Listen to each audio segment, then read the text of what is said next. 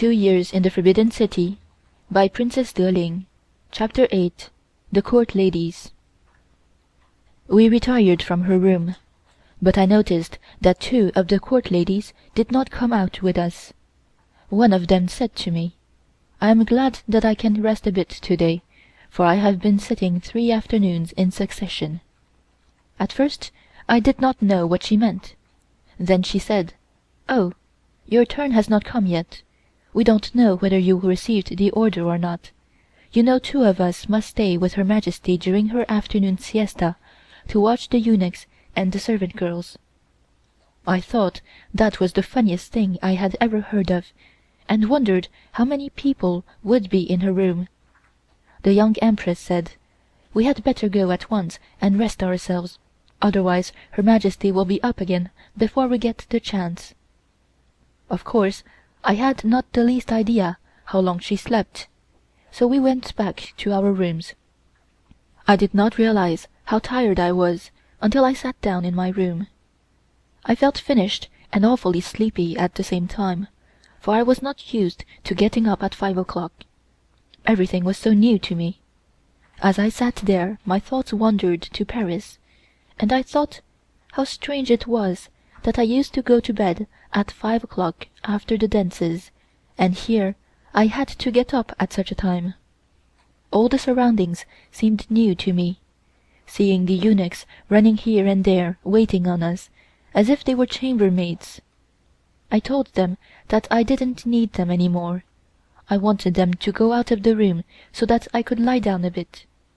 They brought us tea and different kinds of candies, and asked what else we wanted.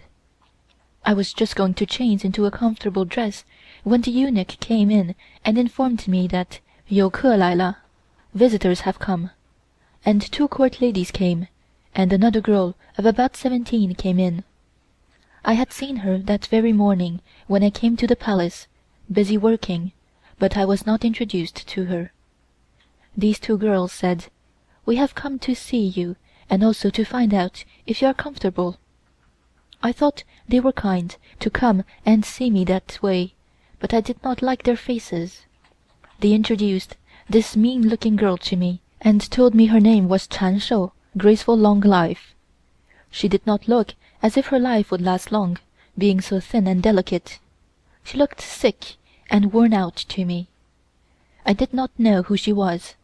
She curtsied to me, and I returned to her, in a sort of half-way. I will explain about the courtesy. To Her Majesty, the Emperor and the young Empress, we went down and bent our knees, while we stood upright to the people of lower rank than ourselves. In this case, one must always wait while the inferior courtesies first, and bend the knees a little bit in return. This was the way I returned Chan Shou's courtesy to me. The 2 girls then said, "Chan Shou's father is only a small official, so she has not much standing at the court. She is not exactly a court lady, but she is not a servant girl either." I almost laughed right out to hear such a funny statement, and wondered what she must be.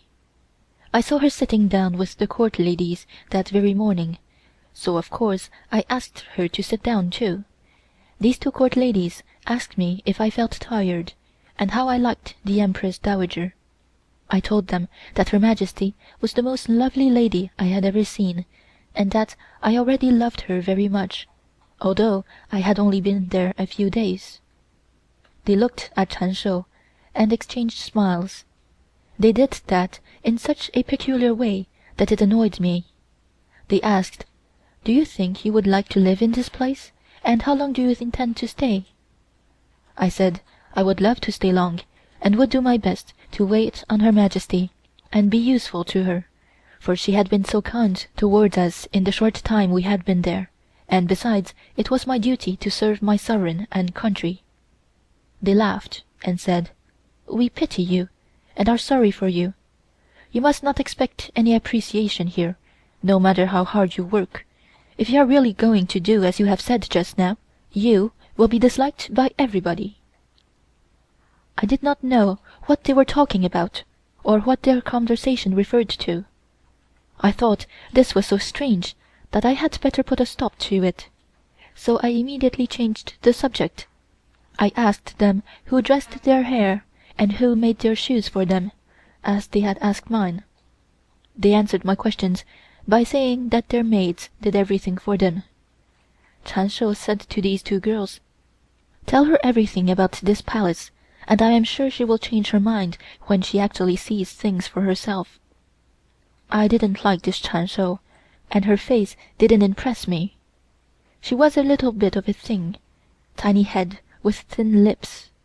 When she laughed, one could only hear the noise she made. No expression was on her face at all. I was just going to say something to them, so as not to give them the opportunity of gossiping, but found they were too cunning. They noticed that I tried every way to stop them, so they said, "Now let us tell you everything. No one else will know. We like you very much, and we want to give you some warning, so as to be able to protect yourself whenever you are in trouble." I told them that I would take great care to do my work and didn't think that I would ever get into trouble. They laughed and said, "That makes no difference. Her Majesty will find fault." I could not believe these things that they said, and intended to tell them that I refused to hear such statements, but I thought I had better listen to what they had to say first, and not to offend them, for I never believed in making enemies. I then told them that it would be impossible for so sweet and kind-hearted a person like Lao Tzu Tsung, the old ancestor, to find fault with such helpless girls as we were, for we were her people, and she could do anything she liked with us. They said, "You don't know, and have no idea how wicked this place is. Such torture and suffering one could not imagine. We are sure that you think you must be happy to be with the great Empress Dowager, and proud to be her court lady. Your day hasn't come yet, for you all are new to her. Yet she is extremely kind to you just now. But wait until she gets tired of you, and then see what she will do. We have had enough, and know what the court life is. Of course, you must have heard that Li Lianying, the head eunuch, rules this palace behind Lao Tzu Tsung's back. We are all afraid of him. He pretends that he cannot influence Lao Tzu Tsung, but we always know the result after a long conversation consulting how to punish anyone. If any of us do anything wrong, we always go to him and beg him to help us out. Then he says he has no power to influence Her Majesty, and also that he dare not tell her much, for she would scold him. We hate all the eunuchs. They are such bad people. We can see very plainly they are awfully polite to you, because they can see that you are in favor. To receive such rudeness from them constantly as we do is unbearable. Lao Tzu Tsung is very changeable. She may like one person today. Tomorrow she hates this same person worse than poison. She has moods, and has no appreciation whatsoever. Even Zhuzi, the young empress, Zhuzi means mistress, that is to say, she was mistress of us all, for the Manchus were considered by the sovereign as slaves, is afraid of Li Lianyin, and has to be very nice to him. In fact, we all have to be polite to him. They talked so long that I thought they would never finish. About this time Wang came in and brought tea for us. Suddenly I heard people howling in the distance, so I asked Wang what was the matter. The girls were listening also, and the eunuch came flying in and told us "Lao Fo ye qi le," the great Buddha wakes up. The girls got up and said we must all go to see her, so they went. I was not at all pleased with their visit, and wished they hadn't come, especially as they told me such horrible things. It made me quite sad to listen to the awful way they talked about Her Majesty. I loved her the first day I was there, and made up my mind to forget everything they had told me. I was cross also because I didn't have time to change my clothes, and had to go up to Her Majesty at once. I went into her bedroom and found her sitting upon the bed cross-legged, with a small table placed on the bed in front of her. She smiled and asked, "Have you had a good rest? Did you sleep at all?" I said that I was not sleepy, and could not sleep in the daytime. She said, "When you are old like me, you will be able to sleep at any time. Just now you are young and fond of play. I think you must have been on the hills to gather flowers, or walked too much, for you look tired." I could only say yes. The two court ladies who had just been talking nonsense about Her Majesty came in, to assist in handing her the toilet articles. I looked at them and felt ashamed for them to face her, after having said so many disagreeable things. Her Majesty washed her face and combed her hair, and a servant girl brought her fresh flowers of white jasmine and roses. Her Majesty stuck them in her hair and said to me, "I am always fond of fresh flowers, better than jade and pearls. I love to see the little plants grow, and I water them myself. I have been so busy ever since you came that I haven't been able to visit my plants. Tell them to get dinner ready, and I will take you a walk afterwards." I came out of her room and gave the eunuch the order. As usual, we brought little dainties to her. By this time Her Majesty was dressed and was sitting in the large hall, playing solitaire with her dominoes. The eunuch laid the tables as usual, and Her Majesty stopped play and commenced to eat. She asked me, "How do you like this kind of life?" I told her that I very much enjoyed being with her. She said, "What kind of a place is this wonderful Paris I have heard so much about? Did you enjoy yourself while you were there, and do you wish to go back again? It must be hard for you people to leave China for 3 or 4 years, and I suppose you were all pleased when you received the order to come back after your father's term was finished." The only thing I could say was yes, because it wouldn't be nice to tell her that I was awfully sorry to leave Paris. She said, "I think we have everything in China, only the life is different. What is dancing? Someone told me that 2 people hold hands and jump all over the room. If that is the case, I don't see any pleasure in it at all. Do you have to jump up and down with men? They told me that old women with white hair dance too." I explained to her about the balls given by the President, and all the private dances, and also all about the masquerade balls, etc. Her Majesty said, "I don't like this masquerade ball, because you don't know whom you are dancing with if they are wearing a mask."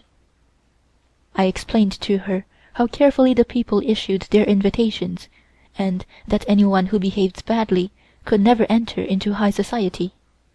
Her Majesty said, "I would like to see how you jump. Can you show me a little?" I went in search of my sister, and found her busy talking to the young Empress. I told her that Her Majesty wished to see how people dance, and that we must show her. The young Empress and all the court ladies heard this, and all said that they also wished to see. My sister said that she had noticed a large gramophone in Her Majesty's bedroom, and that perhaps we could find some music. I thought that was a good idea, and went to ask for her gramophone. She said, "Oh, must you jump with music?" I almost laughed when she said that, and told her it was much nicer with music, as otherwise one could not keep in time. She ordered the eunuchs to have the gramophone brought to the hall, and said, "You jump while I take my dinner."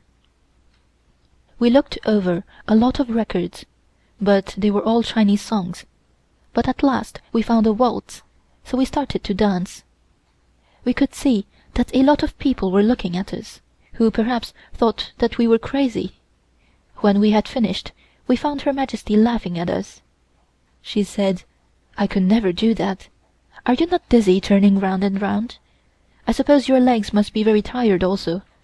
It is very pretty, and just like the girls used to do centuries ago in China. I know that it is difficult, and one ought to have any amount of grace to do it, but I don't think it would look nice to see a man dancing with a girl like that. I object to the hand around the girl's waist. I like to see the girls dance together. It would never do for China for a girl to get too close to a man. I know the foreigners don't seem to think about that at all. It shows that they are broader minded than us. Is it true that the foreigners don't respect their parents at all? That they could beat their parents and drive them out of the house. I told her that it was not so, and that someone had given her wrong ideas about foreigners. Then she said, "I know that perhaps sometimes one among the commonest class do that, and that people are apt to take it wrong, and conclude that all foreigners treat their parents that way. Now I see just the same thing done by the common people in China." I wondered who had told her such nonsense and made her believe it. After we had taken our dinner, it was just 5:30, and Her Majesty said she would take a walk along the long veranda, so we followed her. She showed me her flowers, and said that she had planted them herself. Whenever Her Majesty went anywhere, there was always a lot of attendants following her, exactly the same as when she went to the morning audiences. When we reached the end of this long veranda, which took us a quarter of an hour to walk, Her Majesty ordered her stool to be brought into one of the summer houses. These summer houses were built of nothing but bamboo, all the furniture being made of different shaped bamboo. Her Majesty sat down, and one of the eunuchs brought tea and honeysuckle flowers. She ordered the eunuchs to give us tea also. Her Majesty said, "This is my simple way of enjoying life. I love to see the country scenery. There are a great many pretty places which I will show you, and I am sure that after you have seen them, you will not like foreign countries any more. There is no scenery in the world which can beat the Chinese." Some returned ministers from abroad said to me that the trees and mountains in foreign countries looked ugly and savage. Is that true?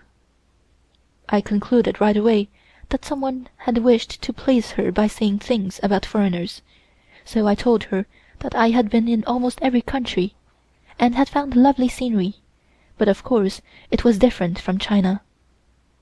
While we were talking, Her Majesty said that she felt chilly, and asked, "Are you cold? You see, you have your own eunuchs. They are all standing around and have nothing to do. Next time, tell them to carry your wraps along with you. I think that foreign clothes must be quite uncomfortable, either too warm or too cold. I don't see how you can eat, having your waist squeezed that way." Her Majesty got up, and we all went on walking slowly towards her own palace. She sat down on her favorite little throne in the hall, and started to play solitaire. We came out on the veranda, and the young Empress said to us, "You must be tired, for I know you are not used to doing such hard work all day long without stopping. You had better wear Manchu clothes, because they are comfortable and easy to work in. Look at your long train. You have to take it up in your hands while walking." I told her that I would be only too pleased to change the clothes, but that not having received an order from Her Majesty, I could not make any suggestions. The young Empress said, "No, don't ask anything, and I am sure Her Majesty will tell you to change by and by. Just now she wishes to see your Paris gowns, because she wants to know how foreign ladies dress on different occasions. She thought that some of the ladies came to the garden party dressed in woolen clothes. We thought that foreign ladies were not so extravagant as we are until we met Madame Plancon the other day. Do you remember what Her Majesty said to you? That Madame Plancon was so different from many ladies she had met, and also dressed differently. It was a chiffon dress, with hand paintings, which Madame Plancon wore, which pleased Her Majesty very much. While I was talking with the young Empress, all the electric lights turned up, so I went to Her Majesty to see if she needed anything. She said, "Let us play a game of dice before I go to bed." We began to play the same thing as we had done in the afternoon. Her Majesty won another game. This time it took only an hour to finish the game. Her Majesty said to me, "Why can't you win once?" I knew she wanted to tease, so I said that my luck was bad. She laughed and said, "Tomorrow you try to put your stocking on wrong side out. That is a sure sign of winning." I told her that I would, and I knew that pleased her. During the short time I was there, I kept studying her most of the while. I would see nothing would make her happier than for me to obey her orders. Her Majesty said that she felt tired, and that we must bring her milk. She said to me, "I want you to burn incense sticks and bow to the ground every night to the Buddha in the next room before I go to bed. I hope you are not a Christian, for if you are, I can never feel as if you are mine at all. Do tell me that you are not." I did not expect that question at all, and I must say that it was a very difficult question to answer. For my own protection, I had to say that I had nothing to do with the Christians. I felt guilty at having deceived her that way, but it was absolutely necessary, and there was no other way out of it. I knew that I had to answer her question at once, because it would never do for her to see any hesitation, which would arouse her suspicions. Although my face showed nothing, my heart stopped beating for a while. I felt ashamed to have fooled her. The earliest training I had was never to be ashamed to tell the truth. When Her Majesty heard me say that I was not a Christian, she smiled and said, "I admire you. Although you have had much to do with foreigners, yet you did not adopt their religion. On the contrary, you still keep to your own. Be strong and keep it as long as you live. You have no idea how glad I am now, for I suspected you must believe in the foreign god. Even if you don't want to, they can make you believe it. Now I am ready for bed." We helped her to undress, and I, as usual, put away her jewels, and noticed she wore only one pair of jade bracelets to sleep. She changed into her bedclothes and lay down between the silk covers, and said to us, "You can go now." We curtsied to her and withdrew from her bedroom. Out in the hall there was on the cold stone floor 6 eunuchs. They were the watchmen, and must not sleep at all during the night. In her bedroom were 2 eunuchs, 2 servant girls, 2 old women servants, and sometimes 2 court ladies. These people also must not sleep. The 2 girls massaged her legs every night, and the 2 women were there to watch the girls, the 2 eunuchs to watch the 2 old women, and the 2 court ladies to watch them all, in case they did any mischief. They all took turns, and that was the reason why sometimes 2 court ladies must sit overnight when it happened that the eunuchs were not reliable. Her Majesty trusted the court ladies the most. I was never more surprised in my life than when one of these 6 eunuchs told me in the hall, for I had asked what they were all doing there. Later on, one of the court ladies said to me that it was customary for them to take turns to attend at Her Majesty's bedchamber in the morning to wake her up, and that I should take my turn the next morning, and my sister the following morning. While saying this, she smiled in a most peculiar way. I did not understand at the time, but found out later. I asked her what I should do to wake Her Majesty, and she said, "There is no particular way. You will have to use your own judgment, but be careful not to make her angry." It was my turn this morning. I knew that she was very tired, having had a very trying time the day before, so I had to make a little more noise than usual when waking her up. She was very angry and scolded me dreadfully when she arose, as it was rather late. This very often happens when Her Majesty gets up late, as she always says that we do not make enough noise to wake her. However, I don't think she will do this to you just now, as you are new here, but wait until you have been here a few months. What this court lady said to me worried me quite considerably, but from what I had seen of Her Majesty so far, I could not believe that she could be angry with anyone who was doing her duty properly. End of chapter 8.